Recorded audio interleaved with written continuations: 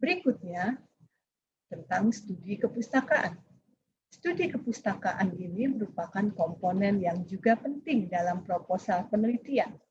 Yang penting dalam studi kepustakaan ini, setiap peneliti yang akan mengajukan rencana penelitiannya perlu memberikan sumber-sumber berupa bukti ilmiah yang berkaitan dengan topik yang diminati.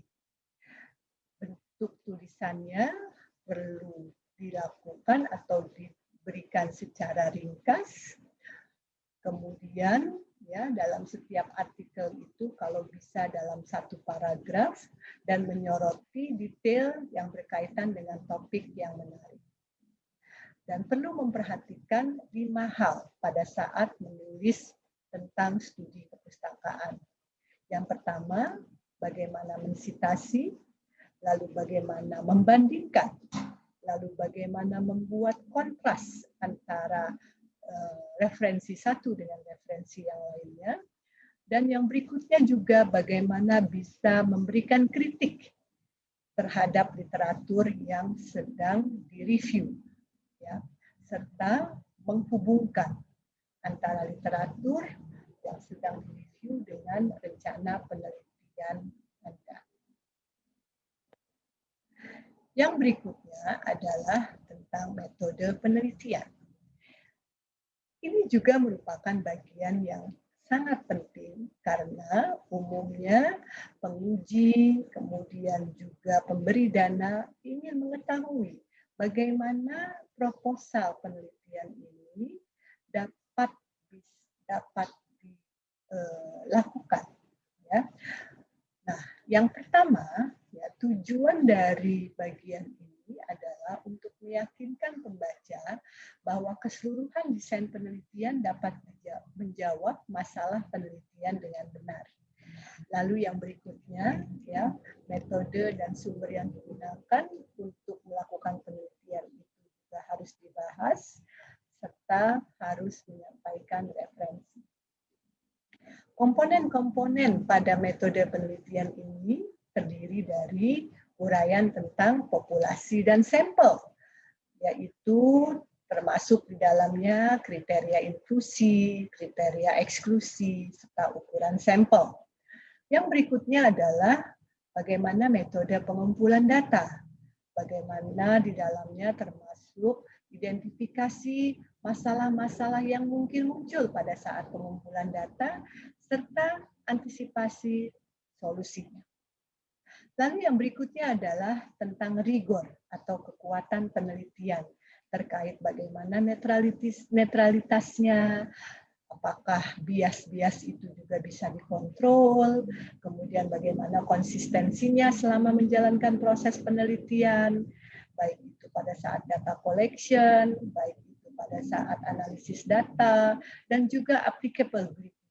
Bagaimana penelitian ini ya bisa diaplikasikan di tempat yang berbeda, ya, dan hal-hal yang lain.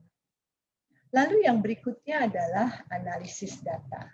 Pada komponen ini, bagaimana peneliti itu menganalisis data yang terkumpul nantinya perlu diuraikan dengan jelas. Berikut juga dengan tahapan-tahapannya. Selanjutnya, saya akan membahas bagian terakhir dari uraian saya ini, yaitu tentang karakteristik proposal yang sukses. Karakteristik proposal yang sukses terdiri dari yang pertama, pertanyaan penelitiannya harus jelas. Pertanyaan penelitiannya ini tidak ambigu, to the point, tetapi dapat dipahami oleh para pembaca. Lalu yang berikutnya alasan penelitian. Alasan penelitian ini juga perlu diuraikan dengan sejelas-jelasnya, singkat tapi padat, dan yang penting juga kuat. Mengapa penelitian ini perlu dilakukan? Selanjutnya studi kepustakaan. Studi kepustakaan dalam penelitian, dalam proposal penelitian kualitatif ini perlu disampaikan referensi-referensi yang relevan dengan masalah penelitian. Sehingga bisa dikatakan ya, proposal yang baik itu studi kepustakaannya itu fokus, ya. Yang penting adalah relevan. Tidak perlu banyak, yang penting adalah relevan, ya, sesuai dengan topik yang akan diteliti. Lalu yang berikutnya adalah kerangka konsep serta teori yang disampaikan juga jelas.